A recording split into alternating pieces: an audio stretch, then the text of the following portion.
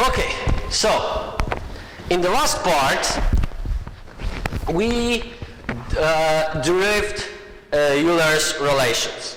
So now let's apply them to the complex root case. So we have second order differential equation, and let's just say that we already calculated that in this case a1 squared is lower than 4a2, which implies that we have complex roots. Those roots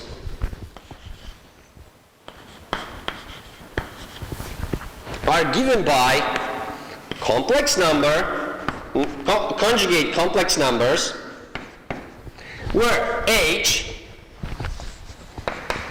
is equal to negative a1 over 2, while v is equal to 4a2 minus a1 squared.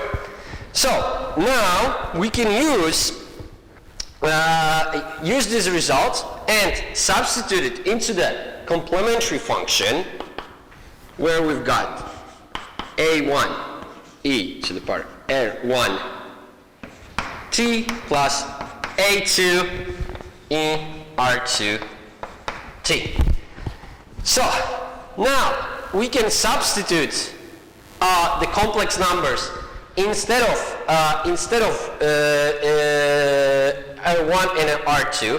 So we get this is a1 e to the power h plus v I plus a2 times h minus v I. Again, we can take the common part, e to the power of h, out of the parentheses,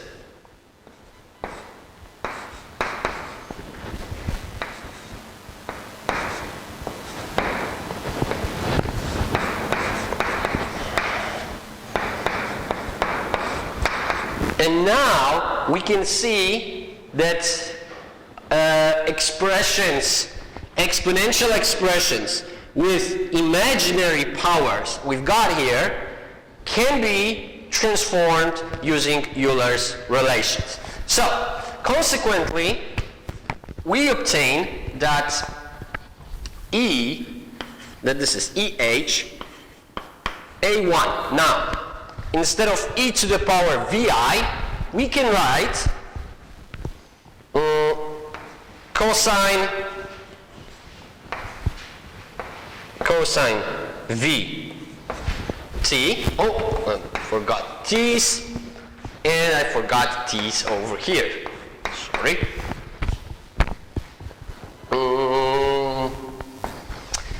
Cosine vt plus sine plus I sine vt. Then we've got plus a2 cosine vt plus minus I sine vt, and t, of course, over here. Now, what can we do?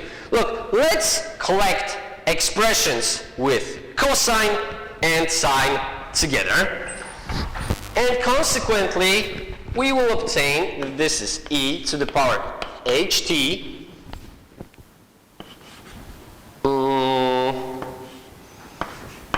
a1 plus a2 cosine vt and plus a1 I minus a2i, so consequently a1 minus a2i sine vt. And this gives us finally the expression for the complementary function that we are going to use, and this expression is given by e to the power ht times a5 cosine vt plus a6 times sine vt, where a5 is defined as a1 plus a2 and a6 is defined as a1 minus a2i. And of course, this creates a question. Does it mean that the number a6 will be imaginary? It doesn't have to be. It can be imaginary, but most of the time, as you will see later, we will have a real number. Because remember, if inside here we've got I times I gives us -1. Okay, so now maybe let's practice what we learned using an example. Okay, so let's just say that we need to solve following differential equation. So we've got yb plus 2y prime plus 17 y equals to 34 with initial conditions y0 equal to 3 and y prime of 0 equals to 11. Okay, so we start with the particular integral. Yp is always, of course, equal to b over a2. In our case, this is 34 over 70, and this is simply 2.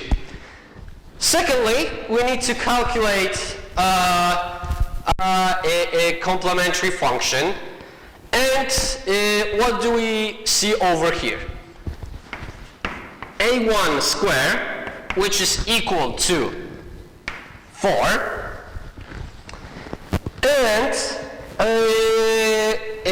and we've got that 4a2 is equal to 68. We clearly see that 4a2 is bigger than a1 squared, which means that we will have complex roots. Okay, so we get that r1, r2 is equal to h plus minus vi, and our h, where maybe let's do it like this, where our h is of course negative a1 over 2. Negative a1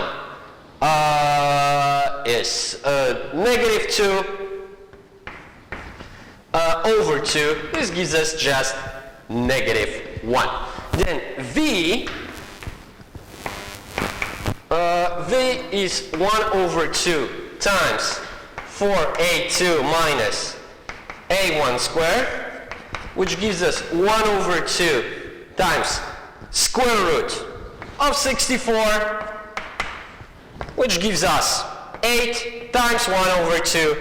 This is simply 4.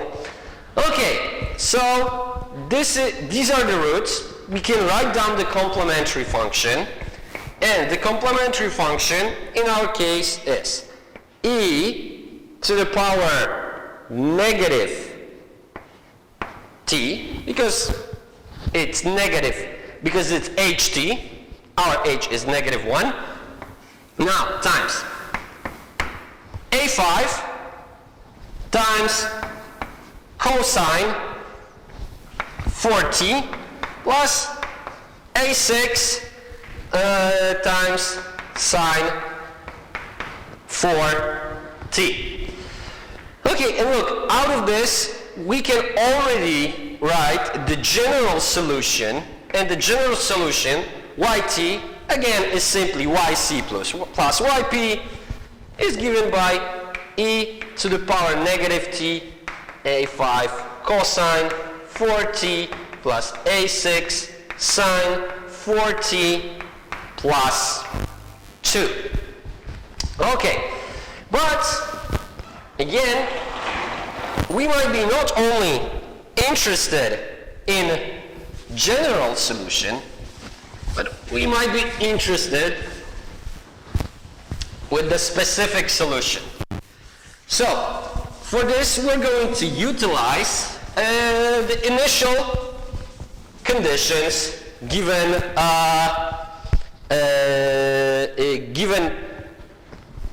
given at the beginning. And look, what do we get out of this? Y of 0, we are simply substituting. E to the power of 0, of course, is just 1. So what we are left with here is A5 times cosine of 0, which is equal to exactly 1,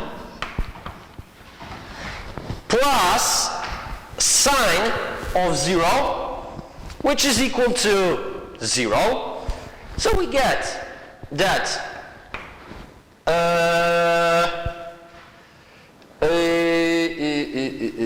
that A5 times A5 times plus 0 plus 2 is equal to 3.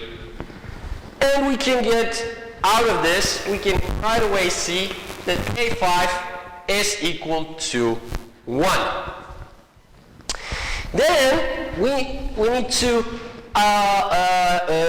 utilize a second initial condition, but for that we need to first calculate the derivative here. And look, here the situation is somewhat more problematic than before. We will have to use the product rule here. Okay, so first, we differentiate the first part. We get negative e to the power negative t times the second expression.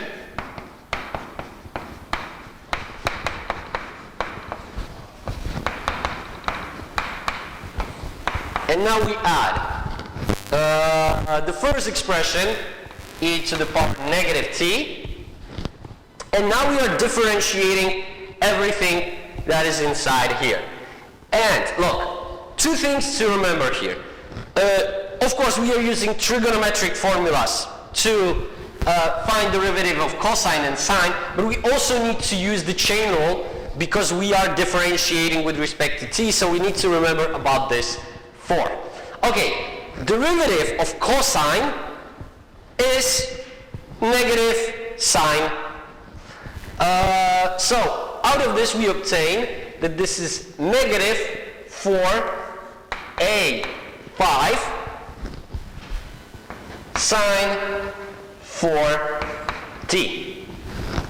And in case of the second part, we obtain that this is 4a6 cosine 4t. And this is the expression that we've got for the first derivative. Okay, so now let's substitute 0 into the first derivative.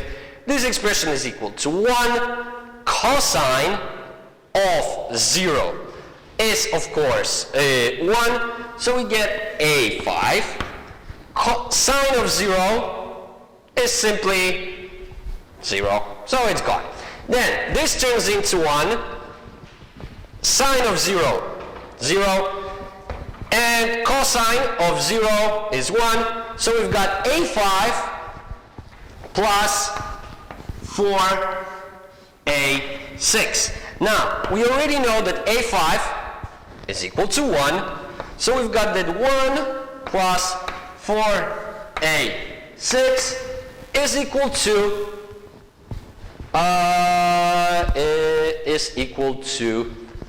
11.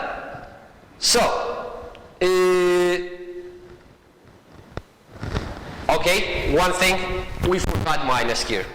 Minus, that was here, needs to be here. We've got minus. I'm really sorry for this one. Now, we clearly see that 4a6 is equal to 12, so a6 is equal to 3. And this is how we obtain the specific solution and the specific solution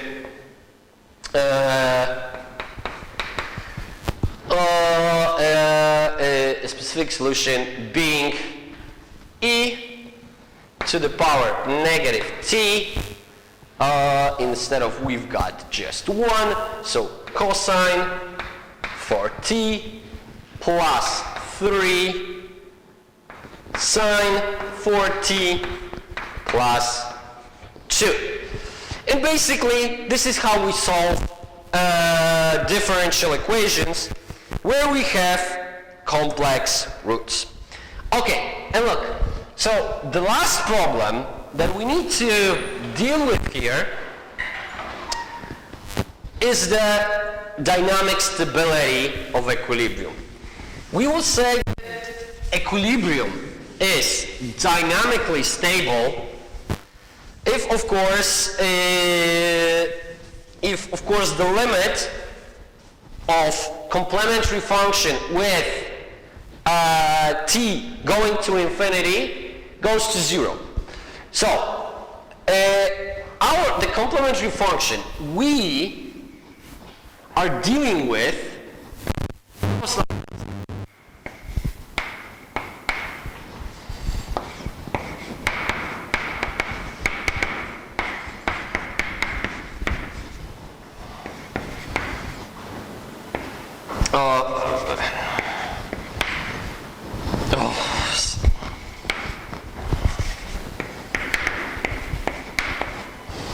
So, look, the question is, what do we have inside? Look, what we have inside are two trigonometric functions with the same period, but with a different amplitude given by different arbitrary constants. But look, doesn't matter what those arbitrary constants are, we will always obtain some circular function that is a combination of the two. So look, neither of these expressions on its own can converge or diverge from equilibrium. We will always see fluctuations around the equilibrium. So now we see that the main deciding factor about the convergence must be expression e to the power ht. Look, h is the real part of the complex number. And look, everything here still works on the same principle as in all the cases that we've dealt with before. Look, if h is equal to exactly, if it's positive, it means that this expression will be growing indefinitely. If h is negative, it will be going down. It will be decreasing until 0 in infinity. And finally, if h is equal to 0, we've got 1. And look, so what do we obtain is that the convergence depends solely on the sign of the real part of the complex number h. So let's see how it works. Consider the first case, the case of h being bigger than 0. Look, if we have here time, here we have y of t, and look, let's just say that this is our intertemporal equilibrium. Now, if h is bigger than 0, we have two functions that fluctuate, and because they fluctuate, they on their own, they would be just moving around the equilibrium. But we have the scaling factor at the beginning. And look, if h is positive, it means that with each time period, this scaling factor becomes bigger and bigger. And consequently, look, if we would start at any point above or below equilibrium, we would see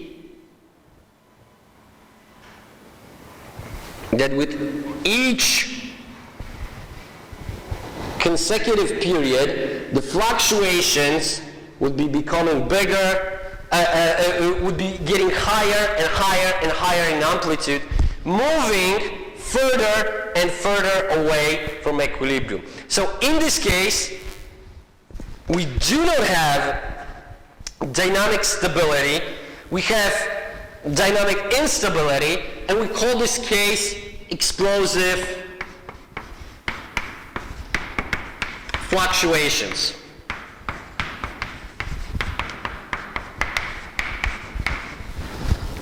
Okay, now, what if H is equal to 0? Well, in this case, the scaling factor disappears. So look, what we would have now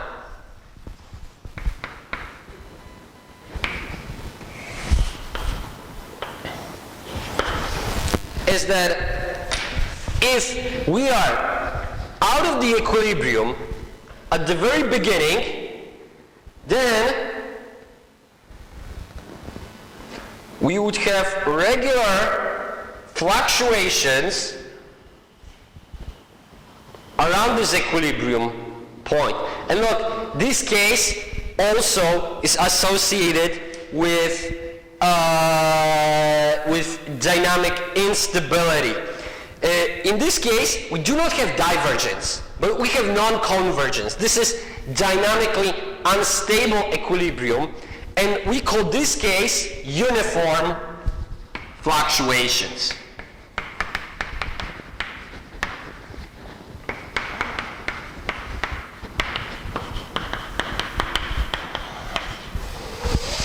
Okay, and this leaves us only with case number 3. So what if the real part of the complex number is lower than 0? Well, in this case,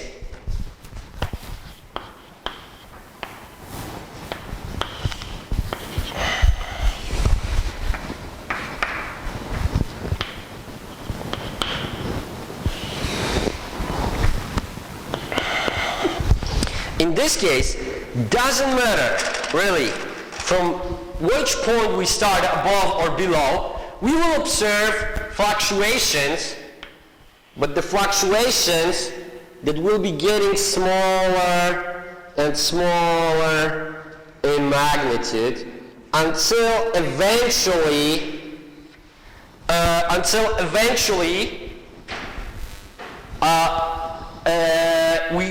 we will see the convergence towards equilibrium. And look, this case we call damped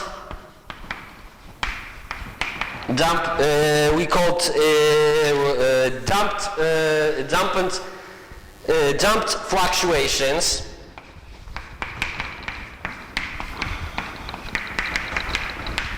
And this is the only case where we have stable equilibrium, so dynamic stability, and we observe convergence. Of course, we see fluctuations around equilibrium, but they are getting smaller and smaller in amplitude, and infinity, they converge to 0. And look, one last thing. Taking into consideration everything that we said about case of distinct roots, repeated roots, and complex roots, we can actually formulate one condition for the convergence. And this one condition is very simple. Real part of the roots, of all the roots, must be negative. Which means that in case of distinct roots, both roots must be negative, then we have dynamic stability. In case of repeated roots, well, we have just one. It needs to be appearing twice.